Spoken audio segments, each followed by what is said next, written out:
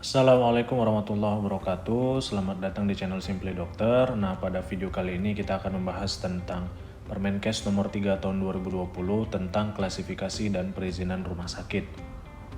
Sebelum mulai video ini, tekan tombol subscribe dan nyalakan loncengnya. Video ini juga dapat didengar di Spotify dan Anchor ya.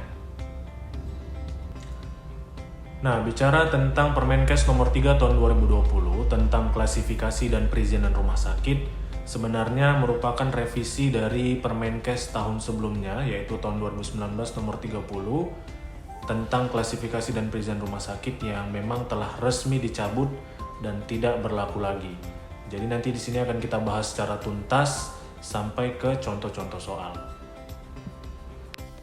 Nah, apa pengertian rumah sakit? Dalam Permenkes nomor 3 tahun 2020 dijelaskan bahwa yang dimaksud dengan rumah sakit itu adalah institusi pelayanan kesehatan yang menyelenggarakan pelayanan kesehatan perorangan secara paripurna, yang menyediakan pelayanan rawat inap, rawat jalan, dan gawat darurat. Nah, siapa yang bisa mendirikan rumah sakit? Jadi ada pemerintah pusat, pemerintah daerah, maupun swasta. Dalam Permenkes nomor 3 tahun 2020 ini, pelayanan medis di rumah sakit itu tetap dibagi menjadi 3 kategori. Yang pertama ada pelayanan medis umum yang meliputi pelayanan medis dasar, kemudian ada pelayanan medis spesialis, ada pelayanan medis spesialis dasar seperti interna atau penyakit dalam, anak, benda, dan objin, kemudian ada pelayanan medis subspesialis.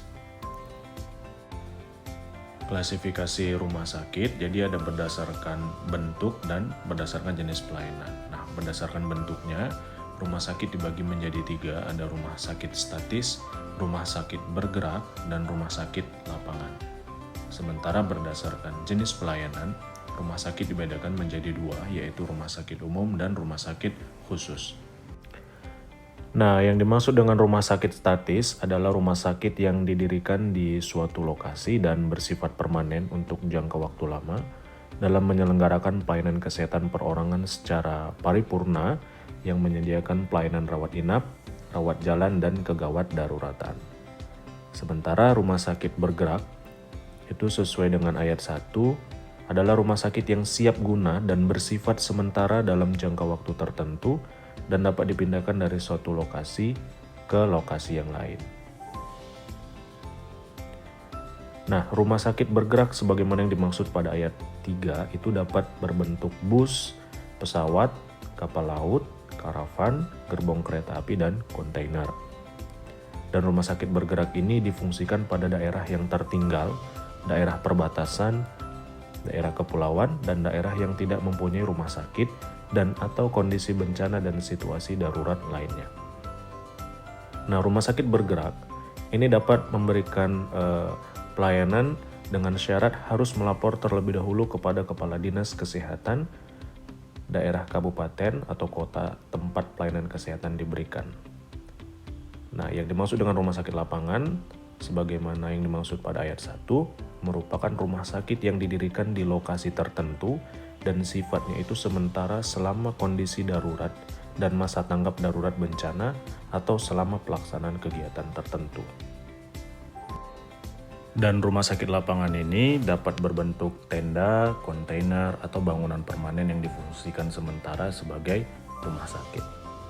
Nah, ini salah satu info penting juga. Jadi dalam Permenkes nomor 3 tahun 2020, klasifikasi rumah sakit umum itu tidak lagi berdasarkan memiliki kemampuan pelayanan medis spesialis dan subspesialis, tetapi hanya berdasarkan jumlah tempat tidur.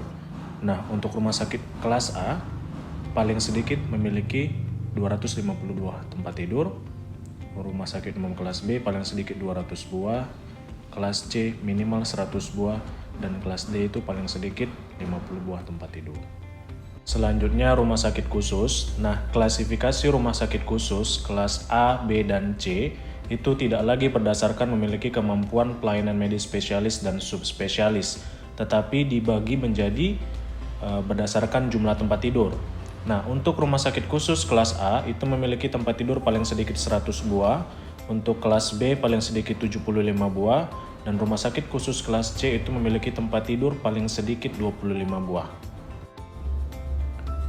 Kepala atau direktur rumah sakit dan pimpinan unsur pelayanan medis di rumah sakit haruslah seorang tenaga medis yang mempunyai kemampuan dan keahlian di bidang perumah sakitan, sebagaimana yang dimaksud dapat diperoleh melalui bisa pendidikan formal, pelatihan dan atau pengalaman bekerja di rumah sakit.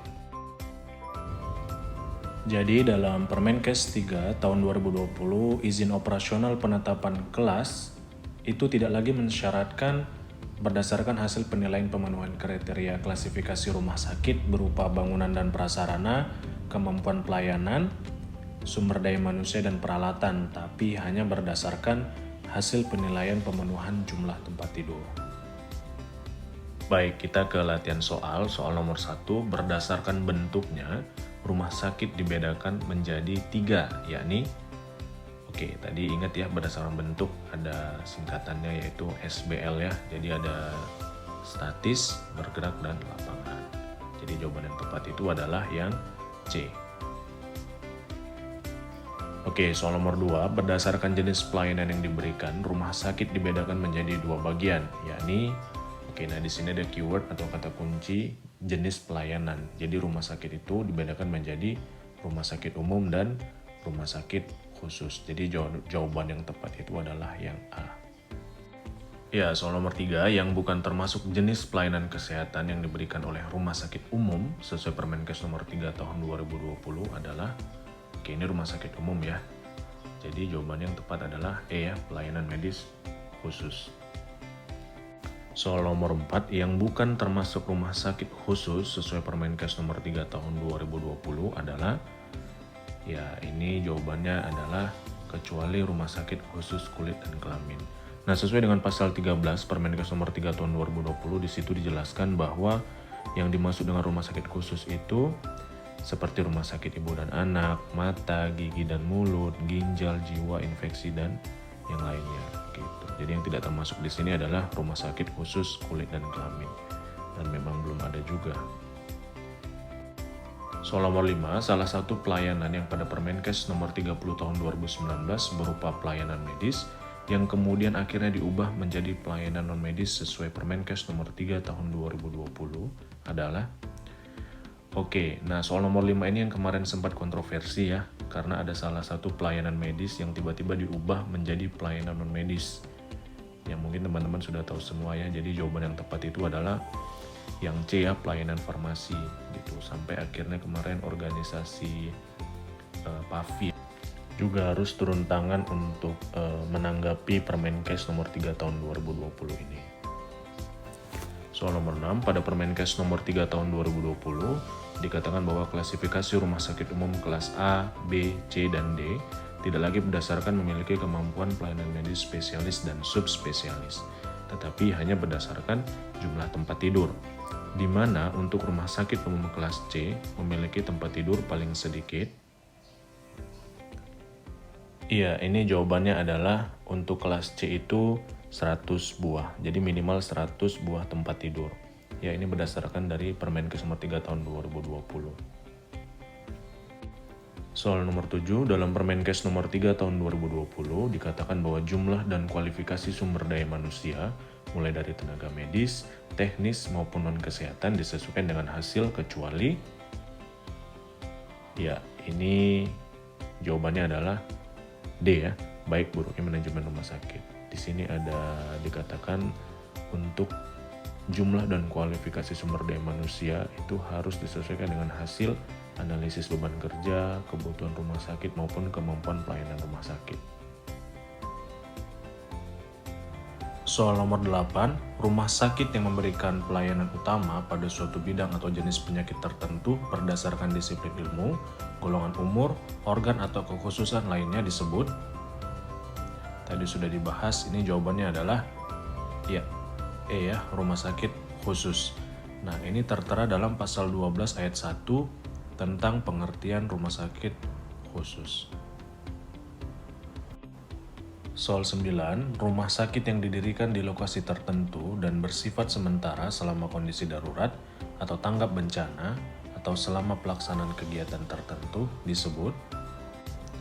Iya, ini ada keyword di lokasi tertentu, sifatnya sementara, dan selama kondisi darurat. Jadi jawaban yang tepat adalah rumah sakit lapangan.